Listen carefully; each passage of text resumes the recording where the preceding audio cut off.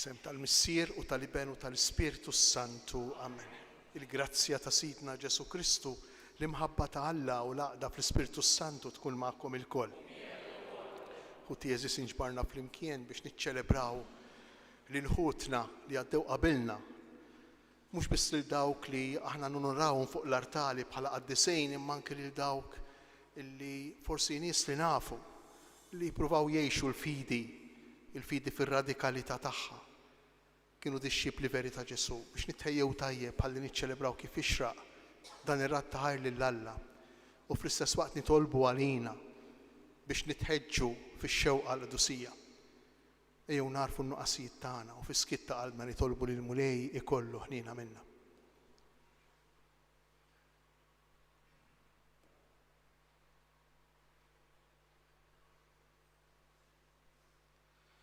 Nitolbu maħfra flimkien, nistqar l-Alla li jista' kollox u lilkom ħuti li jien għadni nibħafna bil-ħsieb, bil-kliem u bil-emin u billi ħallejt mirjieti. Ħtija tiegħi bl-ikbar ħtija tiegħi. Għalhekk nitlob lill-Imqaddsa Marija Dejjem Verċni, lill-anċli, l-qaddisin kollha u lilkom ħuti biex titolbu għalija lil Mulej Alla tagħna. Iħenna lina Alla li jista' kollox jaħfrilna dnubitna u jwassalna għal ħajja ta' dejjem.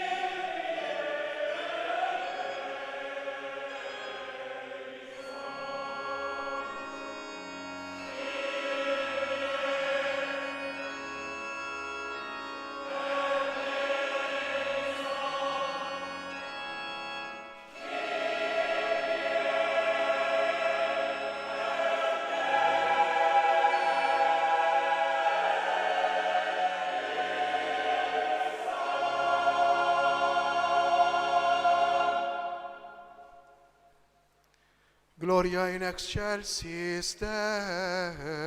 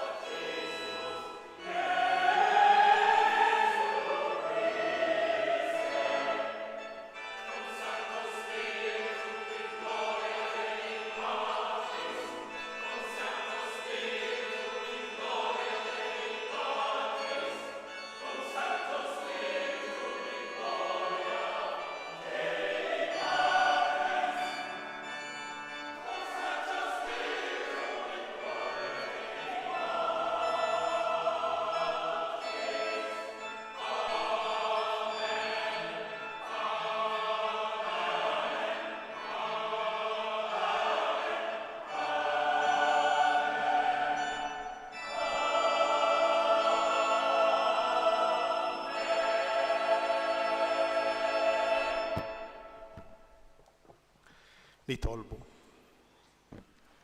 U Alla ta' dejjem li tista' kollox, blajnuna tiegħek qegħdin nagħmlu festa solenni biex nagħtu ġieħ lil qaddisin tiegħek kollha f'daqqa. Għall-merti tagħhom, il-qattalb li tant qaddisin joffrulek għalina u xerret fuqna bil-kotra il-ħnina mixtieqa tiegħek. Bibnek Ġesu Kristu Sidna li huwa Alla u miegħek jgħixu jsaltan flimkien mal-Ispirtu Santu għal dejjem ta' dejjem. Amen.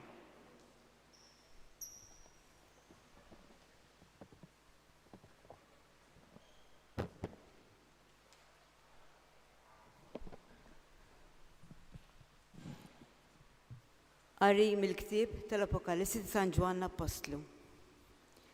Jiena, Ġwanni, rajt anġlu ieħor tiela bis-siġil ta' Alla l-Ħaj min-naħa tal-Lvant u bleħen għoli għajjat lill-erba' anġli li lilhom kienet ingħatat is-seta li jagħmlu ħsara lill-art u lill-baħar u qalilhom: tagħmluhomx ħsara lill-art u lill-baħar anqas lis-siġar qabel ma nkunu stampajna s-siġil fuq il-ġbien tal-qaddejja tal-Alla tagħna. Imbagħad smajt kien lat tas-siġillati, 144,000 siġillati minn kull tribù ta' ulied Iżrael. Wara dan ħarist u wara kien hemm kotra kbira li ħadd ma jista' jgħodda minn kull ġens u tribù, minn kull poplu u lsien, waqfin quddiem it-tron u quddiem il-ħarruf, lebsin il-bies twal bojot bil-frijej tal-palm f'idejhom. U għallew leħinhom u bdew jgħidu: is-salvazzjoni nafuha lill-Alla tagħna li qiegħed fuq it-tron u lill-ħarruf. L-anġli kollha kienu qegħdin madwar it-tron u madwar ix-xjuħ u l-erba' ħlejja ħajjin u waqgħu wiċċhom fl-art quddiem it-tron jagħtu qima lill-Alla u jgħidu: Amen.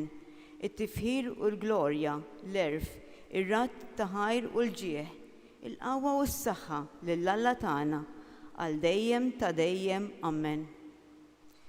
Imbagħad wieħed mix-xjuħ qabad u saqsini: dawn li għandhom l-ilbies twal bojot fuqhom min huma u minn fejn ġejjin? Inti taf, Sinjur, qedlu jien. Imbagħad qalli: dawn huma dawk li ġejjin mit-taħbit il-kbir u l-ilbiesi tagħhom ħassluhom u bajduhom fid-demm tal-ħarruf. Il-kelma tal-mulej. Għas-salm responsjali ngħidu flimkien: dan hu n-nisel ta' dawk li jfittxu wiċċek mulej. Tal-mulej il-art u kull ma fija, id-dinja u kull ma jgħix fija, għax hu fuq l-ibra waqqafa u fuq ix-xmajjar fis-sod qiegħda.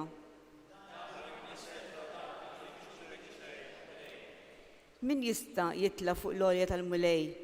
Min joqgħod fil-post imqaddes tiegħu? Min għandu ħdejh indaf u qalbu safja, min ma jagħtix ruħu għal fruwa.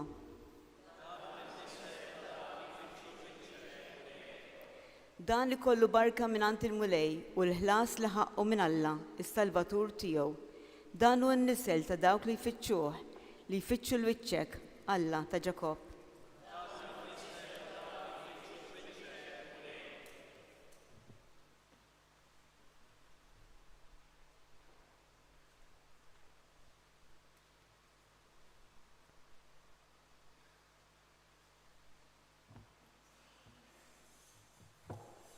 Qari mill-ewwel ittra ta' San Ġwanna Apostlu. Eżiż, araw bliema għoża ħabna l-missier, nistgħu nsejħu u li jitqallam, u hekk aħna tassew. Għalhekk id-dinja ma tarafniex għax ma għarfitx lilu. Eżiż, issa aħna iwlied Alla, imma se nkunu l-qudiem mhuwiex irrevelat lilna. Madankollu nafu li meta jidheru aħna nkunu bħalu għax narawh kif inhu. Kull min għandu din it-tama fih jissaffa bħalma safi huwa Kristu. Il-kelma tal-mulej. Alleluja, alleluja. Ejjew għandi intom il-koll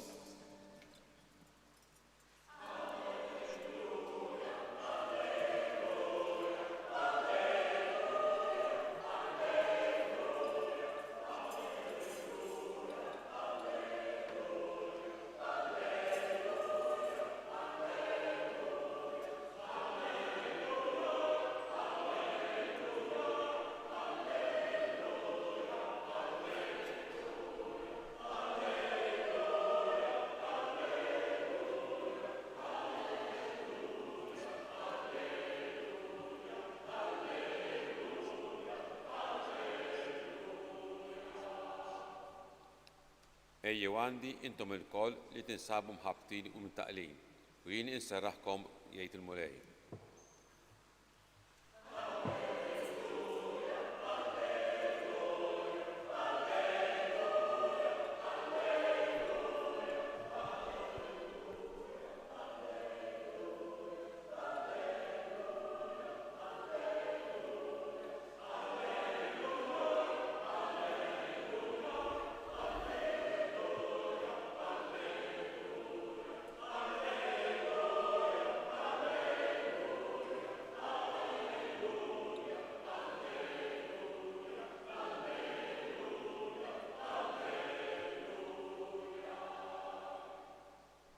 Il-mulej ma'kom. Qari mill-Evanġelju Maqdes skont San Mattew.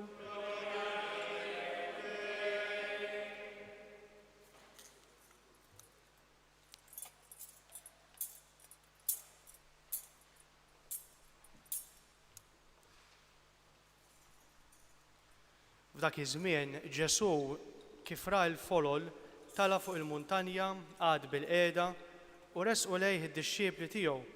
Fetaħ fommu u qabad jgħallimhom u jgħid: ħenjin il-foqra fl-ispirtu għax tagħhom hija s-saltna ta' smewiet. Ħenjin l-imnikta għax huma jkunu mfarġa. Ħenjin ta' qalbhom ħelwa għax huma jkollhom bwirthom l-art.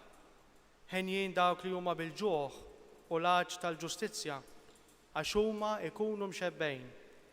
Ħenjin dawk li jħennu għax huma jsibu ħniena. Ħenjin dawk li huma safja f'qalbhom għax huma jaraw l-Alla. Ħenjin dawk li jġibu l-paċi għax huma jissejħu u li Alla. Ħenjin dawk li huma persegwitati minħabba s-sewwa għax tagħhom hija s-saltna ta' smewiet. Ħenjin intom meta jgħajrukom u jippersegwitawkom u jaqilgħu kull xorta ta' ħażen u gideb kontra tagħkom minħabba fija. Ifirħu u tennew għax ħlaskom kbir fis-smewiet. Il-kelma tal-mulej.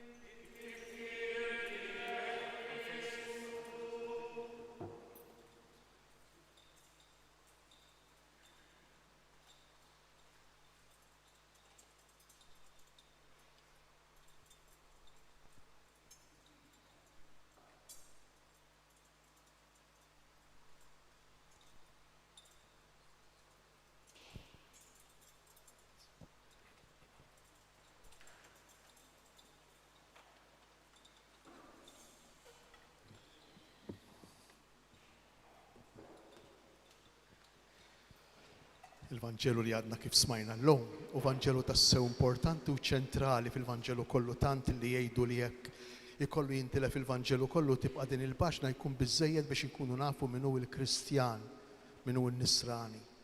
Tantu hekk li Oriġene, wieħed mill-orrif il-kbar tal-Knisja fl-ewwel sekli, kien qal li dan il-Vanġelu li għadna kif smajna, ħenjin il-foqra fl-ispirtu, ħenjin l-imnikta, ħenjin dawk ta' qalbhom ħelwa, ħenjin dawk li jġibu l-paċi. Dan il-Vanġelu aktar milli jirrakkonta u jgħid x'għandu jagħmel in-Nisrani, dan il-Vanġelu l-ewwel qabel kollox ir-ritratt ta' Ġesu, il-karta tal-identità ta' Ġesu. Il-Papa Daludu qal il-karta tal-identità ta' kull Nisran, dak li aħna msejħin li nwettqu fil-ħajja tagħna. Tgħidu kif jista' jkun? Jista' jkun, jista' jkun. Hawn ħafna qaddisejn moħbijin fi djar. Hawn ħafna nies li dan il-Vanġelu jgħixuh. Interessanti ħafna x'Ġesu jitla' fuq il-muntanja jgħidilna l-Vanġelu. U minn fuq il-muntanja aħna nisimgħu l-kelma t'Alla.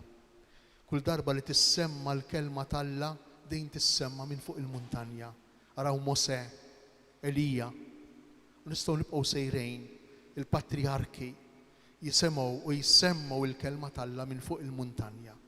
Il-kelma li tiġi mill-loli, il-kelma t'Alla. U għalhekk Ġesu jitla' fuq il-muntanja.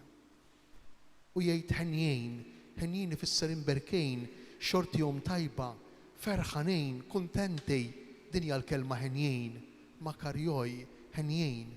Min huma l-ħenjin? ħenjejn dawk li huma foqra fl-ispirtu. X'jiġifieri tkun fqir fl-ispirtu? Tgħixuha intom fil-familja li tkun fqir fl-ispirtu. Li ma jkollok xejn tiegħek, dak li jutiegħek hu tiegħu, dak li jutiegħek hu tagħha, dak li jutiegħek hu tat-tfal, ngħixuha dejjem. Li għalkemm għandna dak li hu tagħna, imma fl-istess ħin hu impoġġi għad-dispożizzjoni ta' kulħadd. Din tfisser tkun fqir fl-ispirtu. Illum sfortunatament fil-familji meta jibdew il-familja diġà jibdew din tiegħi din tiegħek. Bil-biża' illi se tiġri xi ħaġa u ma nibqgħux flimkien. Però meta jiġri hekk, it-tnejn li huma ma jinvestux kollox f'xulxejn. Ma jagħtux kull ma huma lil xulxejn. Imma kulħadd, kull wieħed u kull waħda iħalli xi ħaġa għalih, sfortunatament. Veru forsi irridu nagħmlu sforz, sakrifiċċju biex inkunu foqra fl-ispirtu, biex dak li jutana ikun ta' kulħadd. Imma hawn qiegħda lena, hawn qiegħda l-feliċità, hawn qiegħed il-ferħ, il-paċi ta' veru, hawn qiegħda l-unjoni. Ikompli Ġesu, ħenjin l-imnikta. X'jiġifieri mhux qiegħed jgħidilna imberkejn ħenjin xortihom tajba dawk li nqalet ilhom xi ħaġa le. Imma ħenjin l-imnikta u dawk li jibku għax iħobbu l-ħaddieħor, għax jiddispjaċihom għal ħaddieħor. Ħieni l-missier li jibki minħabba d-diffikultajiet li minnhom għaddejja l-om jew għaddejjin l-uliet. Ħieni għal-om li tixtieq l-aħjar għall-uliet, li tixtieq l-aqwa għall-uliet u minħabba fek tibki għax tħobbhom, għax tħobb. U evanġelu li aħna ngħixuh u li kull ma jmur rridu nippruvaw inkomplu ngħixuh biex isir iktar parti mill-ħajja tagħna ta' kuljum. Ħenjin dawk li jġibu l-paċi jgħidilna Ġesu. Kemm il-darba l-om jew il-missier jew l-uliet nippruvaw nitħabtu biex nibnu l-paċi, il-paċi bejn l-aħwa. U kemm huma dawk li minħabba il-flows, minħabba l-ġejb, minflok iġibu l-paċi, iġibu l-ġlied, minħabba l-ejra, iġibu l-konflitti. U jkompli Ġesu, ħenjin dawk li għandhom qalbhom safja. Qalbhom safja huma dawk il-persuni li dak li jgħidu jifhmuh, jfissruh, li m'għandhomx skopijiet ulterjuri, li m'għandhomx diplomazija u manuvri f'dak li jgħidu. Imma huma sempliċi, tifhimhom mill-ewwel dak li jgħidu dak u li jridu jgħidu. Mhux dak li jgħidu moħħbi warajh ikun hemm 1000 tifsira jew 1000 sinifikat ieħor imħolli għal min jista' jinterpreta. Ħenjin dawk ta' qalbhom safja, ħenjin dawk li m'għandhomx strateġiji, dawk li m'għandhomx manuvri, imma ħenjin dawk li huma sempliċi, sinċiri. U jkompli l-Vanġelu, ħenjin dawk li huma ippersegwitati minħabba fis-sewwa. Ħafna drabi fil-familja jiġri illi jimbagħtu l-konsegwenzi kultant ta' egoizmu ta' ħaddieħor, kultant ta' konflitti ta' ħaddieħor, kultant ta' prepotenza ta' ħaddieħor. Ġesu lil dawn isejħilhom ħenjejn, għaliex ħenjejn?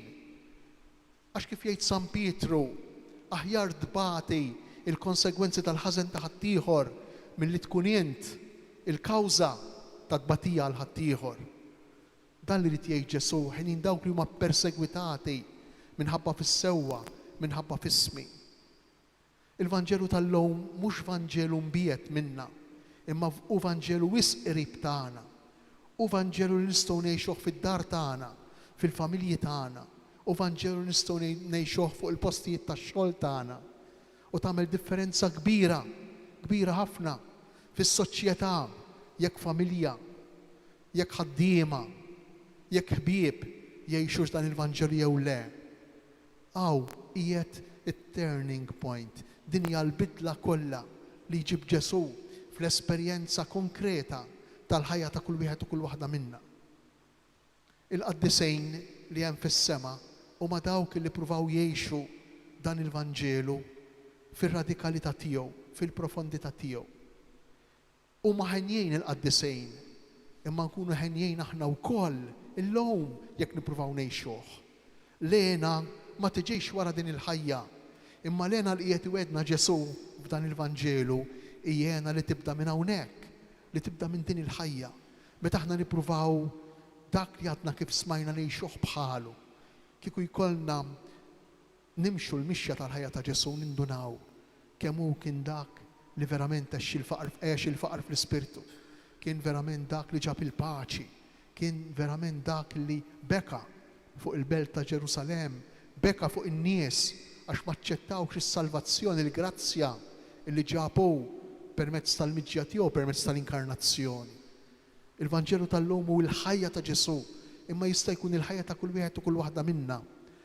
Aħna il-140,000 li ra San Ġwan fl-Apokalissi is-siġillati immarkati bis-sagrament tal-Mamudija, immarkati bil-Grisma, immarkati b'Ġesu, Kristjani, insara. Aħna dawk li immarkati.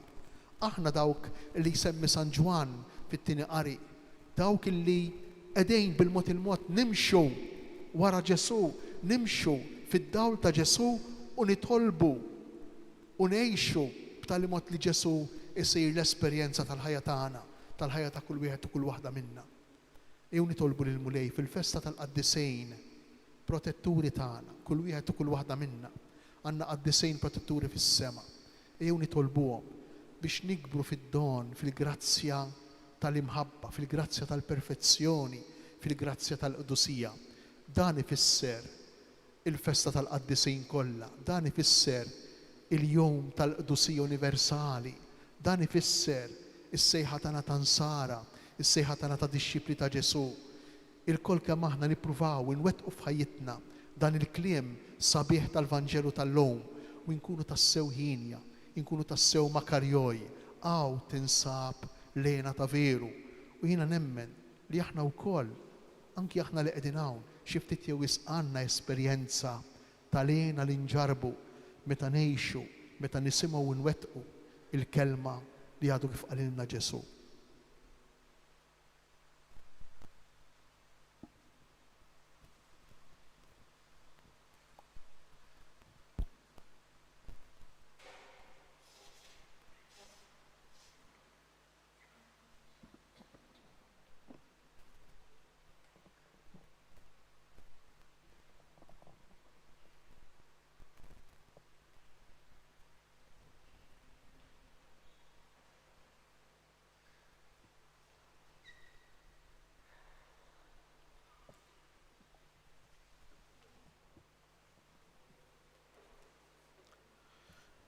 Nistqarru dak li nemnu, jiena nemmen falla wieħed, il-missier li jista' kollox, li ħalaq is-sema u l-art, dak kollu li jidher u dak li ma jidirx, u f'Mulej wieħed Ġesu Kristu, iben waħdini ta' Alla, imnissel mill-missier qabel kull żmien, Alla minn Alla, dawl minn dawl, Alla veru minn Alla veru, imnissel mhux magħmul, natura waħda mal-missier u bih sar kollox, nisel mis-smewiet għalina l-bnedmin u għall-fidwa tagħna u ħal ġisem bis-seta tal-Ispirtu Santu minn Marja Verġni u sar bniedem, salbuh għalina, bata taħt Ponzu Pilatu, mitu difnuh. Fit-tielet jum għamil li mwiet skont il-kodba mqazza u tela s-sema, qiegħed fuq il-lemin tal-missier, u għandu jerġa' jiġi bil-glorja biex jagħmel ħaq mill-ħajjin u mill-mejtin, u s-saltna tiegħu ma jkollix tmiem, u fl-Ispirtu Santu Mulej li jagħti l-ħajja, li ġej mill-missier u mill-liben, li hu meqjum imweġġaħ flimkien mal-missier u mal-liben u li tkellem b'fom il-profeti u fi knisja waħda qaddisa kattolika apostolika nistqar ma'mudija waħda l-maħfra ta' dnubiet nistenna l-qawma mill-imwiet u l-ħajja ta' żmien li ġej. Amen. U tieżis ejjew nagħmlu kuraġġ fit-talb tagħna lill-missier għax nafu li hemm kotra kbira ta' qaddisejn li tidħol għalina u għall-bnedmin kollha nitolbu ngħidu salvana Mulej bit-talb tal-qaddisejn. Salvana Mulej bit-talb tal-qaddisejn. Għallimhom din kollha biex jikbru fil-qdusija bis-smieħ tal-kelma, bis-sem tagħhom fis-sagramenti u bl-impenn tal-imħabba lejn l-aħwa. Nitolbu. Salvana Mulej bit-talb tal-qaddisejn. Għal min hu responsabbli fis-soċjetà biex jaħdem għal ġustizzja u l-paċi fost il-bnedmin, nitolbu. Salvana mulej bit-talb tal-qaddisejn. Għal minu fqir u nieqes mill-ħobs ta' kuljum, għal minu mnikket, għal minu maħqur jew marit, għal minu vittma ta' mibeda, nitolbu. Salvana mulej bit-talb tal-qaddisejn. Għalina biex ngħixu bil-fedeltà l-ispirtu tad-diskors tal-muntanja, ħalli jistħoq ilna nissejħu u nkunu wliedek, nitolbu. Salvana mulej bit-talb tal-qaddisejn. Missier, int waħdek qaddejs, għatina l-ispirtu tal-qdusija kif tajtu lill-ibnek Ġesu li offra ħajtu għalina bħala ħaruf bla teba. Għamel minna wlied maħbubin tiegħek biex ngħixu fl-ispirtu tal-ġusti u l-ħinja kollha li llum qed igawduk fis-sema bi Kristu Sidna. Amen.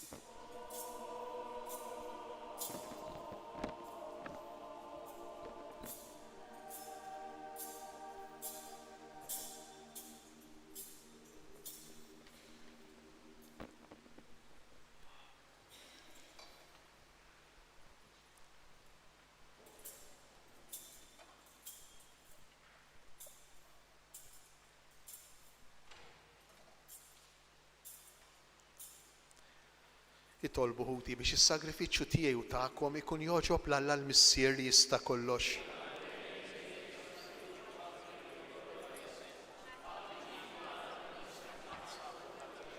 Aħna nemmnu mulej li l-qaddisejn tiegħek diġà qegħdin isaltnu miegħek għal dejjem fis-sema.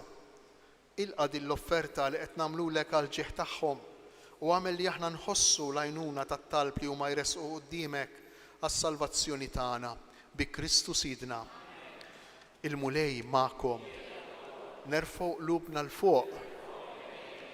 Nissu ħajr lil mulej Alla tagħna. Sewwa u xieraq tas-sew mulej missier qaddis. Alla ta' dejjem li tista' kollox, tajjeb u taġid għalina li dejjem u kullimkien inroddulek ħajr. Inti llum qiegħed tagħtina li nuru l-ferħ tagħna għal belt qaddisa tiegħek, Ġerusalem tas-sema li jomna, fejn ħafna minn ħutna diġà jinsabu madwarek biex ifaħruk għal dejjem. Għalkemm għadna l-bogħod, aħna wkoll qegħdin inħaffu lejja bil-fidi, ferħanin bil-glorja tal-membri l-kbar tal-Knisja li intajtomna b'eżempju għalina u bajnuna fin-nuqqas ta' ħila tagħna. Għalhekk flimkien magħhom u mal-qtajja tal-anġli aħna nfaħru l-kobor tiegħek u bil-ferħ kollu intennulek.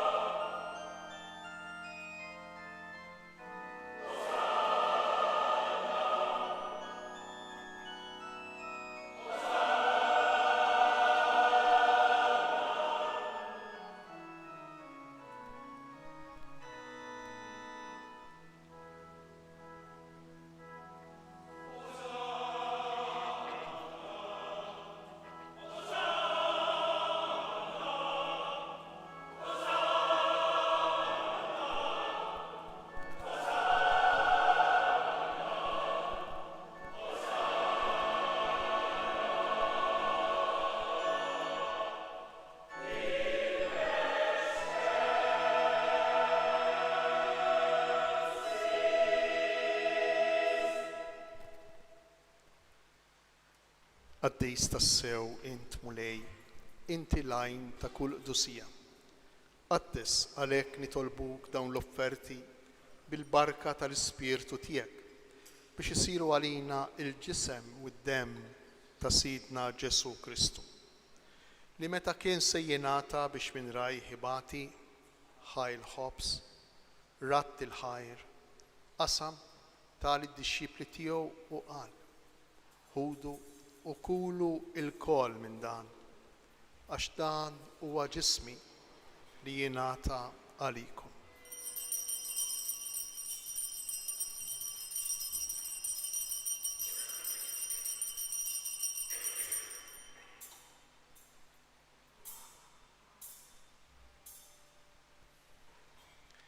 Hekk ukoll wara l-ikla ħal-kalċi reġa' ratt il-ħajr tal id-dixxipli tiegħu u qal: ħudu u jxorbu minnu l-kol, għax dan huwa l-kalċi ta' demmi tal-patt il-ġdid li jibqa' dejjem, id-demm li jixxerret għalikom u għall-bnedmin kollha għall maħfra ta' dnubiet.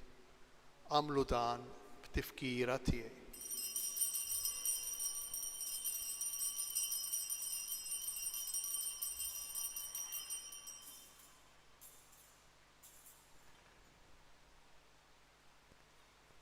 Dan hu il-misteru tal-fidi, inħabbru il-mewt tiegħek mulej, inxandru bil-ferħ il-qawmin tiegħek, nistennewk sa ma tiġi fil-glorja. Għalhekk aħna nagħmlu dan b'tifkira tal-mewt u l-qawmien ta' Sidna Ġesu Kristu, nofrulek mulej il-ħobs tal-ħajja u l-kalċi tas-salvazzjoni. U nroddulek ħajr għax oġbok tilqana hawn quddiemek biex naqduk. U miċ-ċokon tagħna nitolbu li l-Ispirtu Santu jaqqadna f'ġisem wieħed lilna li nieħdu sehem mill-ġisem u d-demm ta' Kristu. Ftakar mulej fil-Knisja tiegħek imxerda mad-dinja kollha, wettaqa fl-imħabba flimkien mal-Papa Franġisku, mal-Isqof tagħna Anton, mal-Isfijiet u mal-Ministri kollha tiegħek. Ftakar fil-qaddejja tiegħek il-benefatturi ta' dan il-katedral, l-erwieħ tal-familja Grek, Emanuel Karwana u l-familja Gatt, Gianni Maria u Paolo Portelli, il-familja Kassar, Doris Del Giudice, Maria Carmelo u Teresa Borġ, li oġbok issejħilhom għal għandek minn din id-dinja. Għamel li kif huma bil-magħmudija mitu f'ibnek u bħal ibnek, hekk ukoll f'ibnek u bħal ibnek jirxoxtaw għal ħajja. Ftakar ukoll futna li raqdu bit-tama tal-qawmien. Ftakar fil-mejtin kollha, daħħalhom quddiemek fid-dawl tas-sebħ tiegħek. Ħenna lina l-koll nitolbuk. Għati lilna wkoll il-wirt tal-ħajja ta' dejjem, flimkien mal-Verġni Mqazza u Malla Marija, mar-raġel tagħha San Ġusepp, mal-Apostli, ma' Sant Ursula, Verġni u Martri u mal-qaddisin kollha li jgħixu fil-ħbiberija tiegħek sa mill-bidu tad-dinja. Għamel illi magħhom infaħru u nsebħuk Ġesu Kristu ibnek. Bi Kristu, ma' Kristu u fi Kristu, jingħata lilek Alla Missier li tista' kollox, flimkien mal-Ispirtu Santu, kull ġieħu glorja għal dejjem ta' dejjem. Amen. Ejjew nitolbu kif għallimna u ridna nagħmlu li ben ta' Alla għas-salvazzjoni tagħna. Missirna li inti fis-smawiet, jitqaddes ismek, tiġi saltnatek, ikun li tritient kif fis-sema hekk fl-art.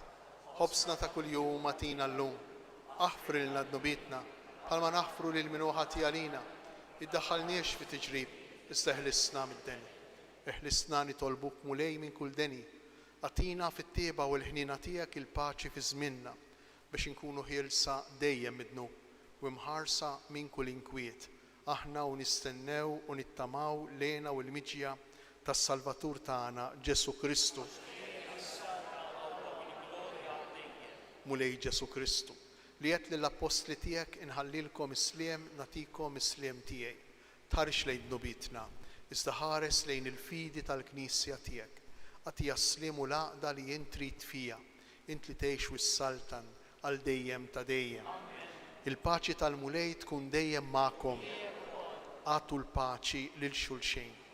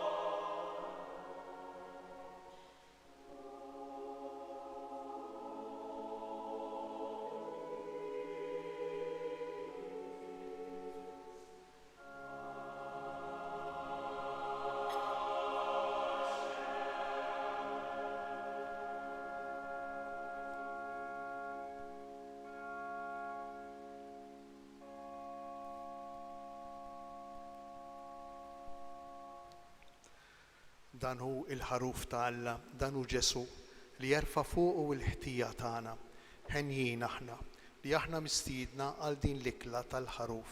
Mulej ma jisħoqlix li tidħol taħt is-saqaf tiegħi, issa qgħid kelma waħda u ruħi tkun infejqa.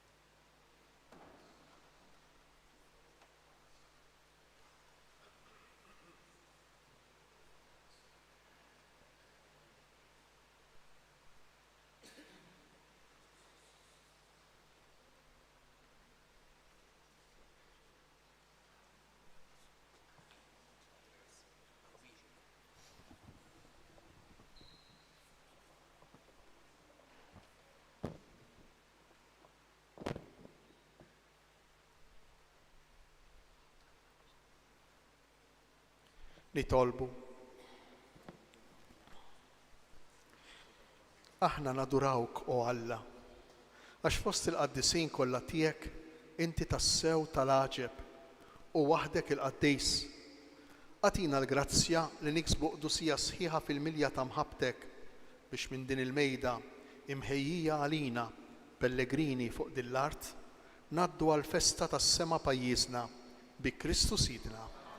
Ġala darba llum jaħbad l-74 anniversarju mill-proklamazzjoni tad-domma tatlu fis-sema ta' Marija bir-ruħ u l-ġisem fit-tmiem ta' dil-qudiesa sejrin noqorbu lejn in-niċċa ta' Santa Marija u hemmhekk sejrin nitolbu 3 Ave Marijiet.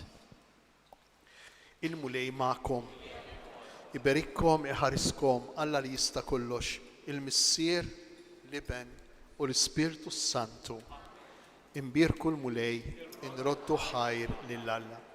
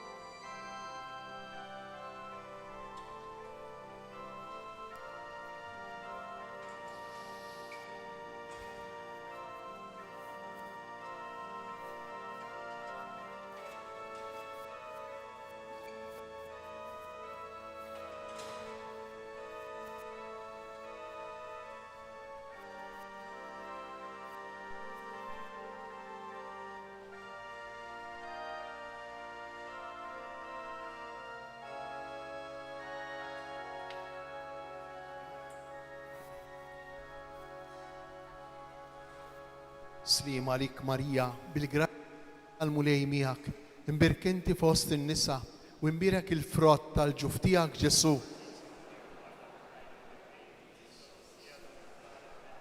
Slima lik Marija, bil-grazzja mimlija għal-mulej miegħek, imbirk inti fost in-nisa u imbirek il-frott tal-ġuf tiegħek Ġesu. Slima lik Marija, bil-grazzja mimlija għal-mulej miegħek, imbirk inti fost in-nisa u imbirek il-frott tal-ġuf tiegħek Ġesu.